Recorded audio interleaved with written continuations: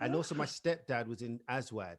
So Ah, between the two of them, I don't think I really had a chance. I okay. mean, I remember like, you know, in the school playgrounds, I remember singing on the steps and looking at all of the children's faces, and light up as I would like be performing to them. And music has always been a part of my life. So yeah, that's really Ah, it. interesting. Okay, so my next question to you are, who are your influences? Can you hear me? My influences Yes. were 90s R&B. Mm, Now I'll say it transformed. I wanted to know who my heroes were. yeah. So as I started to look into R&B, that's the Black Streets, the Jodeci's, Oh, the yeah. H Towns. Oh. That's when I discovered that they listened to Motown, and that's when I fell in love with the whole Marvin Gaye movement, what he Mm, represented, the fact that he was a social commentator, but at yes. the same time he was for the ladies, Mm, and I just felt like he was very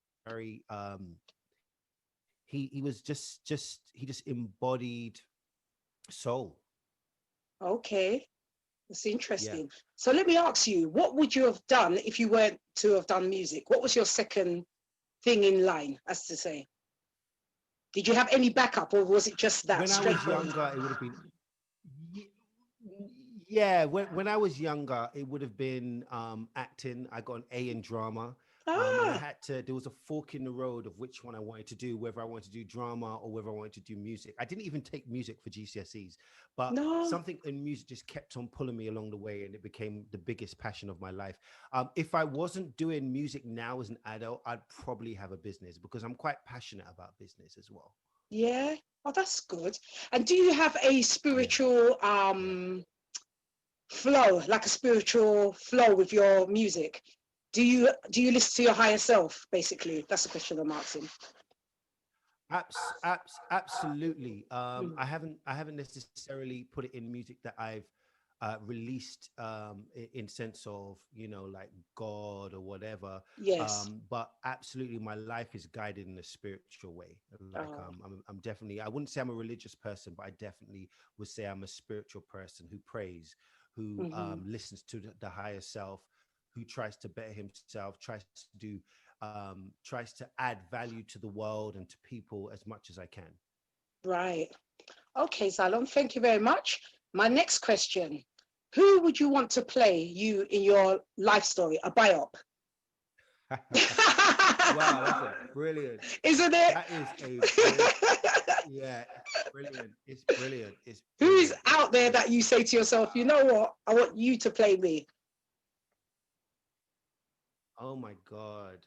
Um, it's quite difficult because I really want I want the actor to be able to really be able to sing, to deliver.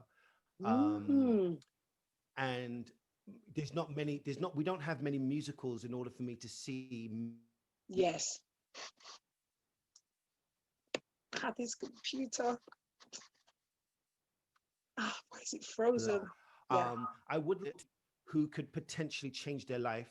And Mm. when I say that, meaning that maybe it's their first role. I want somebody who's right for the role as opposed to just because they've got a big name.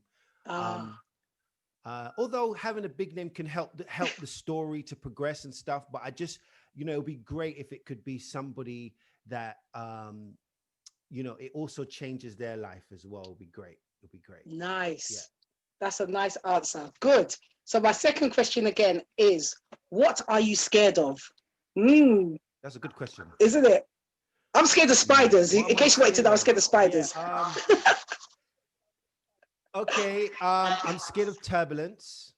Oh, I'm scared. Yeah, I'm scared of turbulence.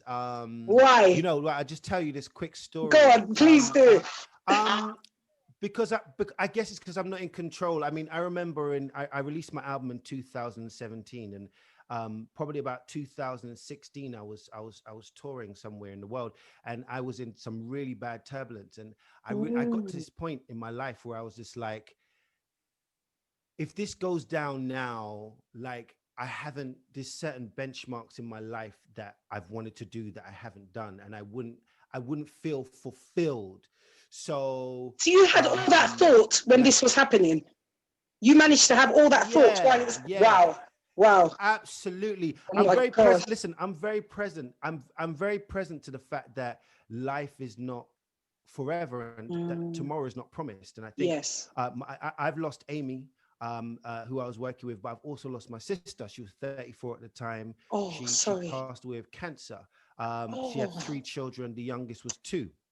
oh And so man. one day she was okay. The next day she collapsed and had a seizure at my cousin's wedding.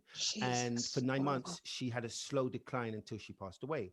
And so Yeah. I'm very present to the fact, and I think I've always been very present to the fact that this life is this shell that we're in is all temporary, and so Mm, we can't take fame and money and all these things with us, but we can create and leave something to the world as a gift to the world, yes. right? And Yes. so it's always been very present to my mind. So I guess not being able to feel fulfilled by giving enough of myself to the world that adds value, I think um, a part of me feels like that's probably what I fear. Okay. That's a beautiful answer. And I'm sorry about your sister. Really, to God, I'm sorry to hear that. Wow. Thank you. Okay. So my It's next fine. question is this. Yeah, it's fine. What piece of information do you remember when you were growing up?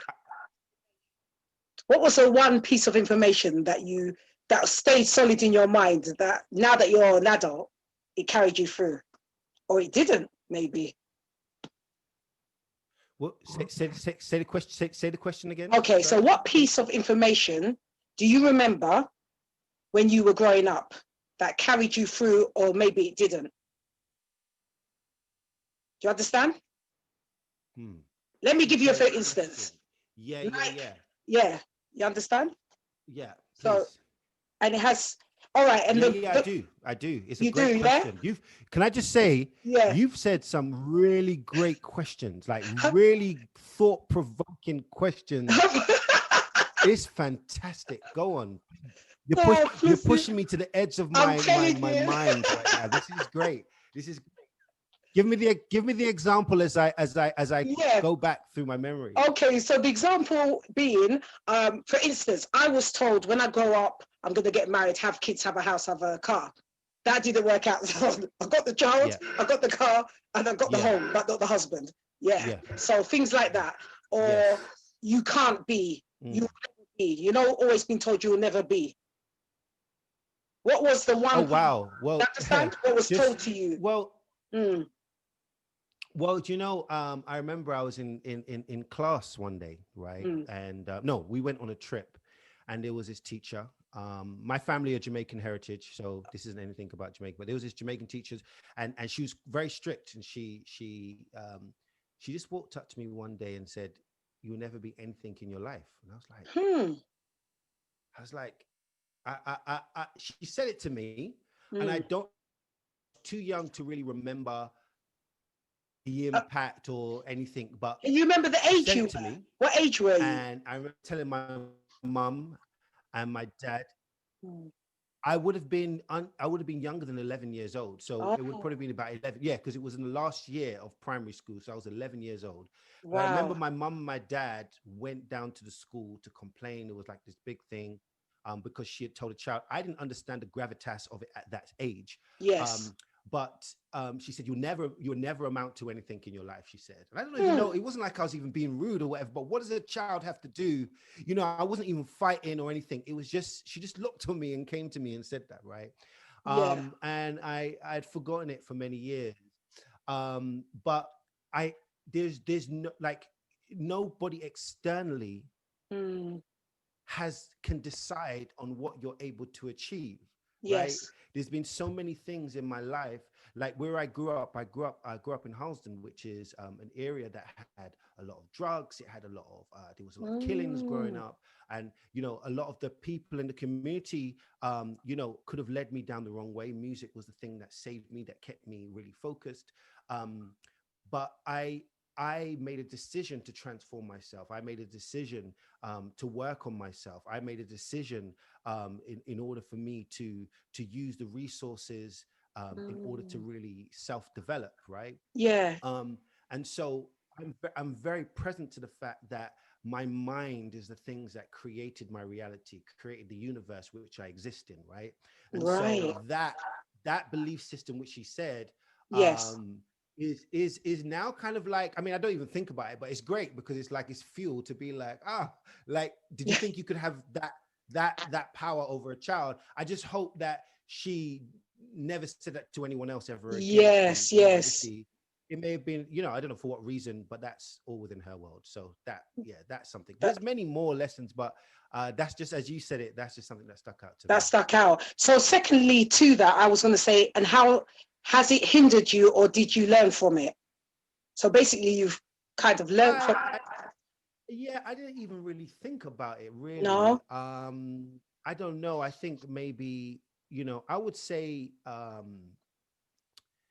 my mom and my dad was always in my life, but I didn't grow up with my dad in the household. And I would say that my mom raised me from like 0 to 16, and then my Yes. dad raised me into a man from 16 till today. Wow. And they've always been a part of my life, but in sense of when they took a really present role in Yeah. contributing to my growth. Hmm. And so I think I had a lot of love and in my life.